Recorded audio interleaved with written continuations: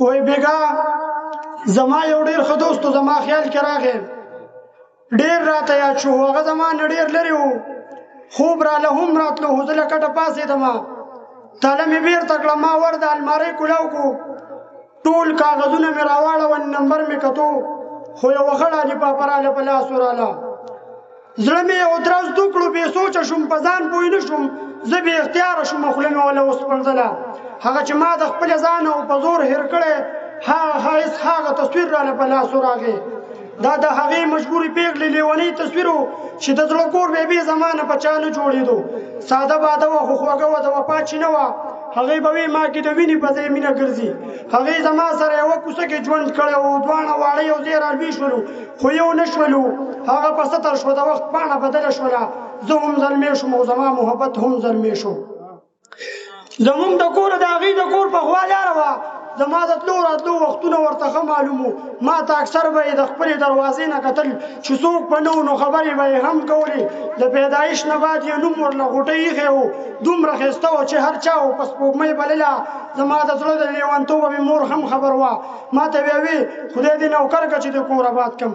خو چې زمونږ کور کې به زما د رشتې ذکر وشو، ما ته به مور مې ویل زه به مې خپل زوی له سپوږمۍ راولم، خو د سپوږمۍ مشري دور کلي کې مړی وکړو، روغه کېدله خو سوره کې سپوږمۍ غوښتله چې دا غوښتنه څنګه زما په زړګي نه ځای ده، داسې سپوږمۍ هم برداشت ونه کړه، انکار یې وکړو. هغې وی دا لاسن پښتو د کم اسلام راغلی چې یوه لور به په ډولۍ کې د دشمن کره ځي، مړی به ورو کې اور ته به بیا خور غورځوي. سپوږمۍ وی دا دستور ښه نه دی، دا رواج ختم کړئ. سپوږمۍ وی دا دستور ښه نه دی، دا رواج ختم کړئ. خو مور او پلار یې ورله ډېره د لاسه ورکړله، وایي ستا په شان ډېرو ډېرو خویندو قربانۍ ورکړي، که ته انکار کوې نو ستا خوښه، خو سوچ پرې وکړه، ستا په اقرار دی د مرګي د خولې نه رور راوځي. د سپوږمۍ سترګو کې د اوښکو سیلاب نه وچېدو، یو خوا د مینې مقدس ته ورښتونې جذبه، بل خوا یې مخې ته یو شال شبل دستور ولاړو. نه یې زما د محبت تکیې د ځان ویستی شو، نه یې په خوله د دې رواجه بغاوت کوی شو. د دې تصویر سره یو خط بیا مې ولوستلو، ما چې لوستو هرې جملې ته مې بیا وژړل. د دې تصویر سره یو خط بیا مې ولوستلو، ما چې لوستو هرې جملې ته مې بیا وژړل. سپوږمۍ زما سره یو کوڅه کې لویه شوله، خدای ما ته لومبنی او اخري خط و. هغې وی زما خو دا د زندګۍ ارمان و چې زه به خپله ځواني ستا په قدمونو شیندم، خو د تقدیر او د حالاتو کیسه بل رنګه وه. زما د سترګو نه د مینې ستاره شو کوي، زما د کور هلک په ما هغه دستور قبلوي چې نه اسلام کې شته، زما ضمیر هم نه مني. ضرور دشمن له مسوره کې به خپل بابا ورکوي، نو دا به زما نه برداشت نه شي. ما نه زړه صبر کا، یو خو به بې له تا نه ژوند شي، نو په دې به مرمه، بل به په بدو کې رسخت شم نو خاورې به شم. ما چې دا اوښکې حد د سپوږمۍ ولوستلو، ما هم کاغذ قلم راواغستو، جواب مې لیکو، ما په جواب کې سلام هم پوره لیکلی نه و. په دې کې چغې شوې چې مړه شوه سپوږمۍ ځان پانسي کو، په دې کې چغې شوې چې مړه شوه سپوږمۍ ځان پانسي کو. والسلام. ناستې ټیچر ناستې، خو کوشش کوم چې یو نظم یا یو څو شعرونه ورته ووایم. وایي دا کیسه یو اندېښنه وه، دا کیسه د بېلتانه وه.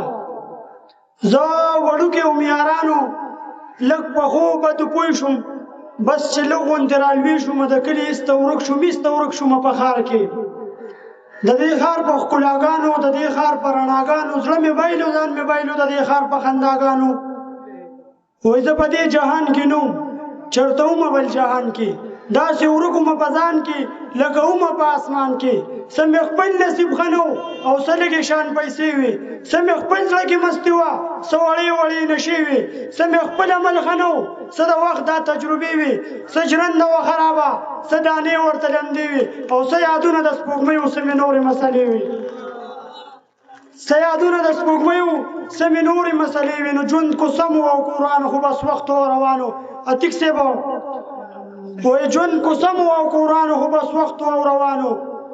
لیونتوب په مخه راغی، زلمیتوب په مخه راغی، چې سپوږمۍ شوه را په یاده، لیونۍ شوه را په یاده.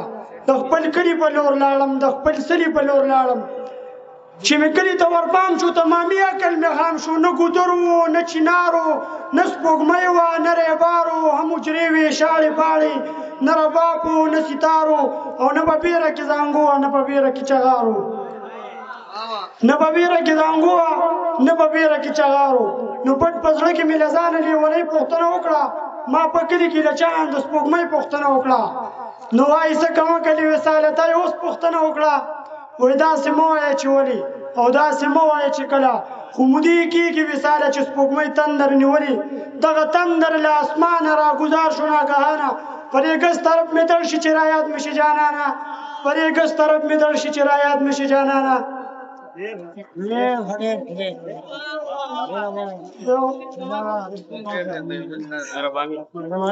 یو